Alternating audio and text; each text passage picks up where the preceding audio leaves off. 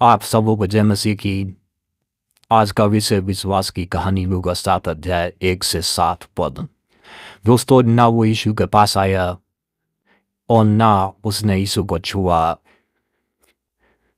और ना ही वो यीशु का शिष्य था और ना ही वो यीशु के पीछे चलने वाला लोग था, ना ही वो उस भीड़ का हिस्सा था और ना ही वो चर्च जाने वाला था। फिर भी उसने घर बैठे इतनी बड़ी चंगाई पाली।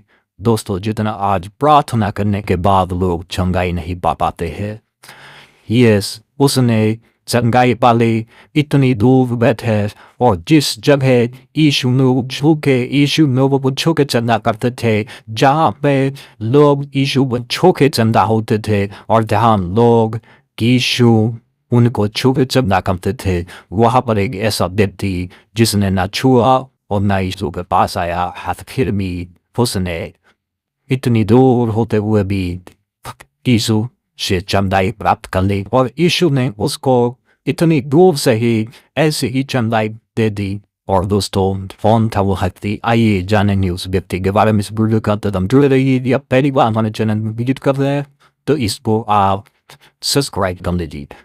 दोस्तों, एक्चुअली ये कहानी है सूबेदार की। यस, लूका 7 अध्याय में मिलता है 1 से 10 और 11 पुस्तक आपको मिलेगा। दोस्तों, ये जो सूबेदार था, ये बहुत खास था। सूबेदार का मतलब जो होता है, एक बहुत बड़ा अधिकारी होता है। वो राजा उनको अपनी जागीर बांट देता है और संपत्ति दे देता है। और ईद वो सूबेदार तक में कम से कम 20 लाओ, 30 लाओ, 50 लाओ तक भी होते, 100 लाओ तक भी होते हैं। और बहुत बड़ा अधिकारी होता है और वो इतना निर्बल इंसान था और कि वो उसकी रियासत में सभी लोग उससे प्रसन्न थे, सभी जाति के लोग उससे खुश थे और उसने सबको कुछ ना कुछ दिया था। और उसने यहूदी लोगों को भी आराधनालय बना कर दिया। उनकी जाति को भी प्यार करता था, सम्मान करता था। यहाँ तक कि उसके घर में जो दास थी उनसे भी बहुत प्यार करता था और उनको भी सम्मान करता था। लेकिन छोटी सी अपनी बोलती थी वो एक बहुत जो चिंतित हो जाता था। दोस्तों, एक दिन उसका दास बीमार हो गया, वो मरने पर था और उसने जो है अपनी जो उस आराधनालय के पुरोहित थे जो उसने बनवाया था उनको बुलाया, उससे दुआ प्रार्थना भी कराई, लेकिन वो ठीक नहीं हुए। लेकिन उसने जो है क्या है फिर प्रभु यीशु मसीह के पास उन लोगों को भेजा और उसने जो है कहा कि जा करके उससे कहो कि मेरा दास बीमार है। और जो है वो लोग गए और जाकर के उसने एक्चुअली जो सूबेदार था उसने यीशु को अपने घर नहीं बुलाया, लेकिन पुरोहित ने जिनको सूबेदार ने भेजा था यीशु के पास जाकर कहने लगे, प्रभु वो इस योग्य है कि तू उसके घर जाए और उसके दास को चंदा करे, क्योंकि वो बहुत अच्छे इंसान है। इसने हमारे लिए आराधनालय बनाया, उसने हमारे लिए धन दिया, उसने जो है हम वो हमारी जाति को प्यार करता है और सचमुच में इस योग्य है कि तू आप चंदा करें। लोग दोस्तों, अधिकतर लोग पास्टर से उसी विश्वासी बहुत अच्छा मानते हैं जो बहुत दान देता है या जो बहुत जो है पैसों से बलक रखता है, जैसे यहूदी फरीसी लोग कमाए थे।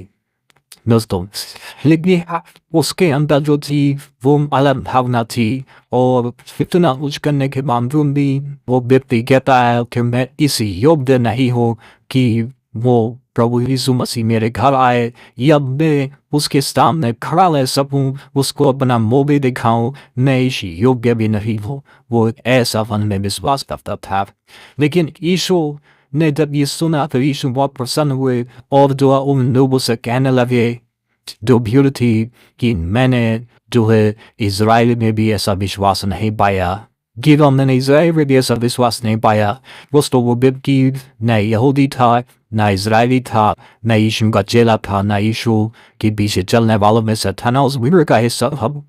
वो एक अलग ही देव था, उन अलग था, लेकिन वो ये मानता था कि मैं इसी योग्य नहीं हूँ ये प्रभु का सामना कर सकूँ। मैं इसी योग्य नहीं हूँ कि मेरे घर आए। मैं इस योग्य नहीं हूँ कि मैं उसको एक अच्छा स्थान भी दे सकूँ। दोस्तों, वो अपने अंदर पश्चाताप करता था और वो अपनी इतना बड़ा अधिकारी होकर भी वो जो है अपने दासों से प्यार करता था। वो अपने दास से भी इंतहा प्यार करता था और वो पूरी मन से चाहता था कि उसका दास बच जाए। यीशु को यही बात उसकी अच्छी लगी कि उसने अपने दास के लिए निवेदन भेजा है कि उसका दास जिंदा हो जाए। दोस्तों, उन जमाने में दास की कोई कीमत नहीं होती थी, लेकिन दोस्तों उस जमाने में जब कीमत नहीं होती थी और सूबेदार ने उसकी कीमत दिखाई कि वो दास गिरने वह थे। दोस्तों, जबकि ऐसे ने दास को den party लेकिन उसने इन हास को भी नहीं चाहा कि वो मर जाए और उसने जब ये भारी सुलीशन ले यीशु बहुत प्रसन्न हुए कि वो अपने दास को बचाना चाहता है। और दोस्तों, लिखा है कि जब वो उसके मृत्यु भर गए उन्होंने उस दास को चंदा पाया और ठीक पाया, हंसते बोलते हुए पाया और दोस्तों उसको ठीक हो गया। दोस्तों, यह हम आप कितना चर्च जाते हैं ये मायने नहीं करता दोस्तों, आप कितना देते हैं ये मायने नहीं करता है दोस्तों।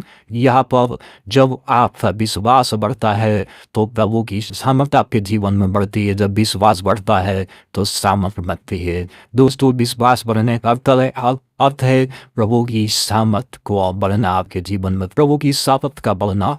यस, यदि आप चाहते हैं तो अपने विश्वास को बढ़ाइए।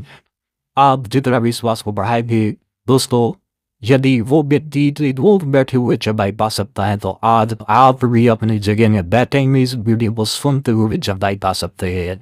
दोस्तों, आज की